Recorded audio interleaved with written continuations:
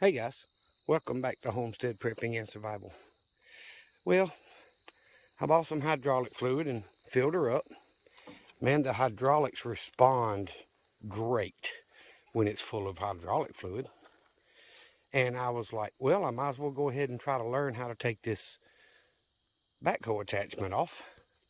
And as you can see, it is off the tractor. So I pulled up a YouTube video, like many of us do. And it's literally let the outriggers out, put the bucket down, get the weight off the pins, pull the safety clips off, slide the pins out once you get the pressure off of it, which didn't take me 10 seconds, guys. And then you use the control to tilt the implement away from the tractor. That's all you do. 2 pins. Holy crap, it was easy. So now, turn it off. Then you unhook the hydraulic hose from the implement that would go in here. You unplug it, and then you unplug the hose from the implement from this hose. You put the two together so that it won't get filled with dirt and all that. Then you take this hose and plug it in where the implement plugged in, and done. Wow, that was easy. But I pumped up the tires. These two still leak. The back one, since I've replaced that valve stem core, it's not leaking near as bad, thank goodness. The front one, you know, it still had air in it, but just a little bit. But I pumped them back up. The back says maximum of 30, and I went to about 24. The front says maximum of 50. I went to about 34.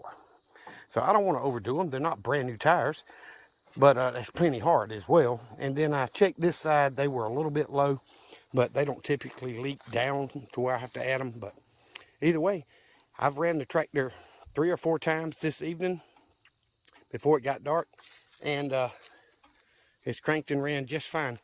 Barely smoking. I mean, it's a diesel, so haven't had any issues with it. So hopefully tomorrow I can see about hooking arms to it and all that good stuff, because it's got them.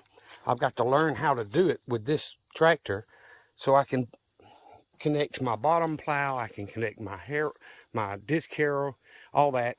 And I'm going to try to use the bucket. I may burn this pile first, but either way, this pile is going to go away, and try to get ready to start plowing, getting this garden area ready. So that means I got to move this metal, all this. So there's a lot to do this weekend. I don't know that I'll get to all of it, but I wanted to show y'all. Man, that was the easiest thing I've ever used and done on a tractor. That was amazing. And the guy that I watched his video, he posted it 8 years ago, and he may not watch it anymore. I don't know, but I sent him a thank you anyway. I was putting that pin in so I could. This should come down. Put the lock on it so it won't fall over. But anyway, since I'm going to be using it out here, if I'm in the bushes and stuff, I fold it down so I don't have the height clearance, but because that's a little bit tall, I think. But either way, that's it, guys. Quick little short video. I may add to this over the weekend, or as the weekend progresses, I should say. But until then, y'all remember what I always tell you. Jesus loves you, and so do I. Y'all be safe. Be prepared. Hey guys, welcome to Homestead Prepping and Survival. Well, as you can see, I got the main support beam up. My brother-in-law came over and helped me for 10 minutes to put it up there. I've only got a few screws in it, just 2 on each end to hold it in place while I get everything else set up. I can always come back and add more later, but put one of the 2x4s up because that's going to be the top edge to attach the rafter to. But this 2x12, I cut the most of the notched edge off the other end and put a little bit of an angle on it. Just guessing. I don't have the help to get up there and hold it and check the angle and all that stuff. So Anyway, I tried. I dug a little bit of a hole, put the post in there, landscape timber, same thing.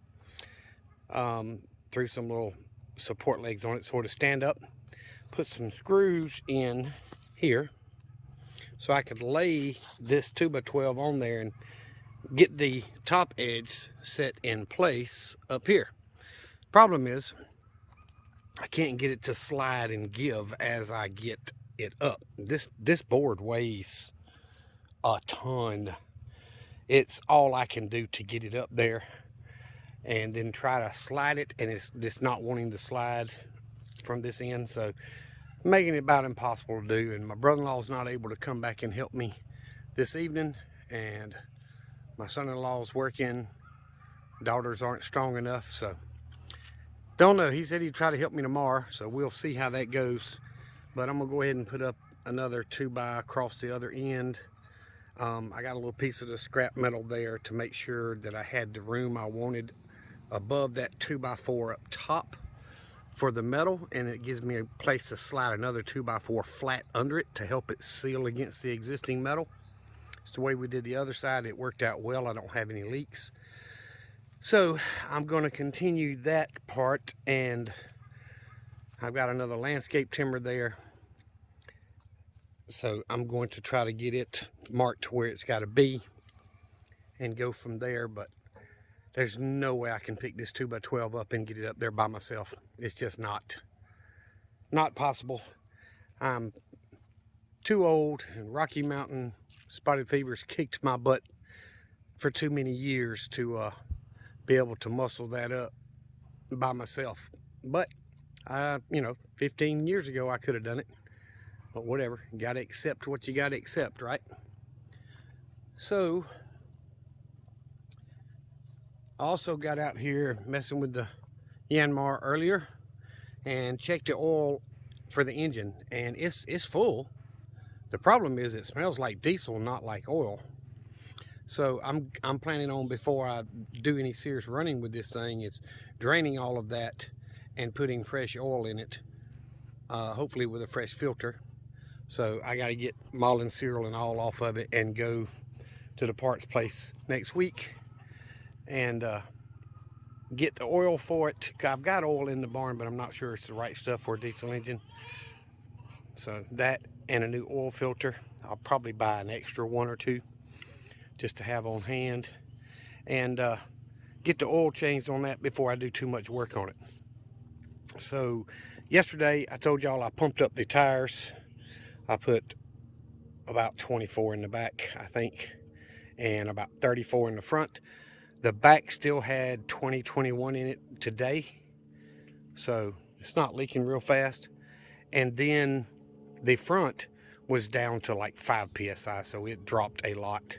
So it's definitely leaking. I need to get soap bubbles out and see if I can find where it's leaking and fix that issue, because if it leaks, you know, that fast overnight, it's a little bit aggravating to have to put air in it every time you use it.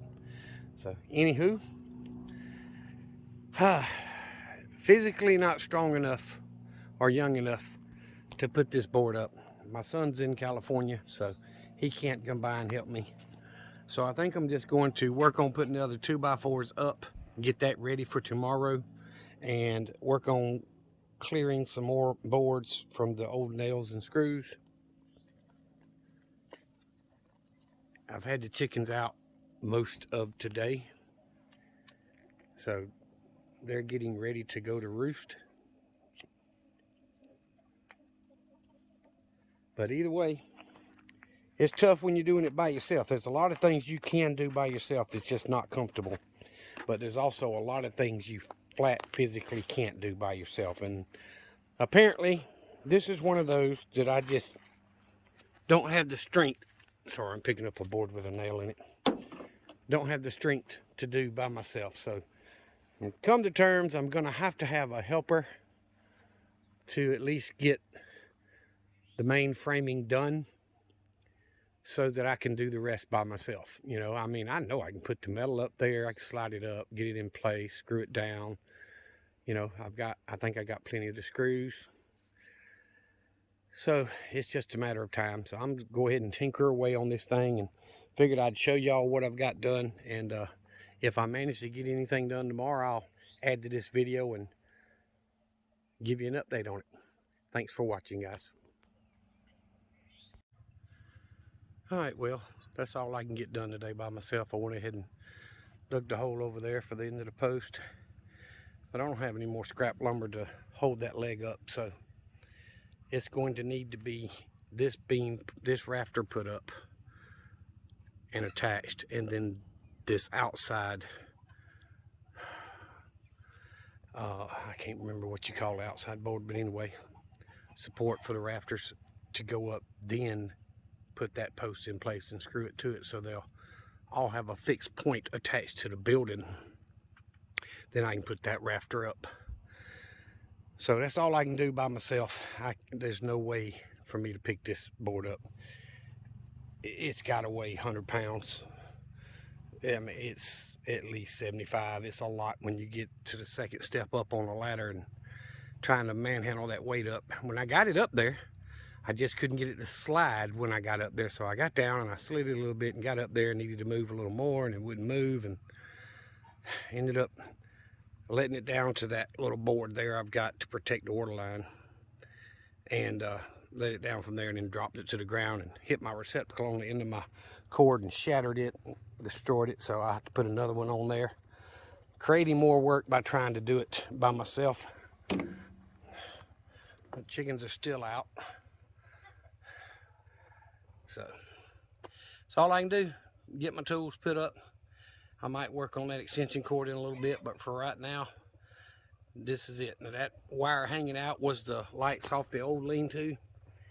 I had floodlights on it, so that wire is live, and I'm going to use it to power my light for this side. I'm going to put a switch like I did the other side with lights, and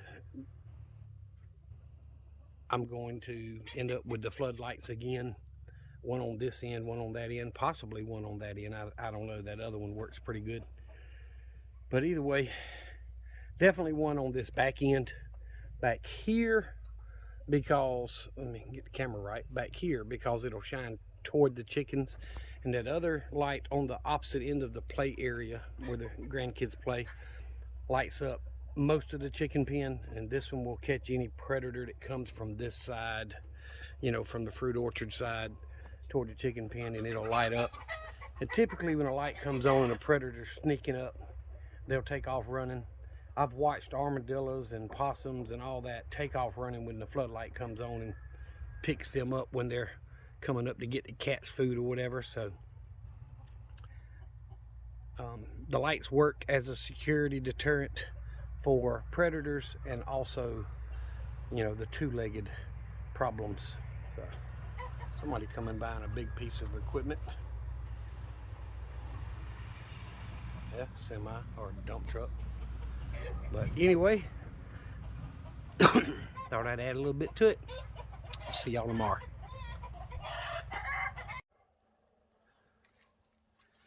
Hey guys. All right, so we got the outside one on here and on the other side, and then the outside edge. So they're all 2x12s. Pretty solid considering they're reclaimed lumber. And I've still got to come back and do the middle rafters, but I'm thinking of just buying 2x6s, because that's more than enough strength just to hold the metal up, you know, for weather-wise. I wanted 2x12s on the outside edge so I could put my skinning rack and stuff on there. But I'm thinking about getting a couple more landscape timbers for post and going out to the end of the boards here.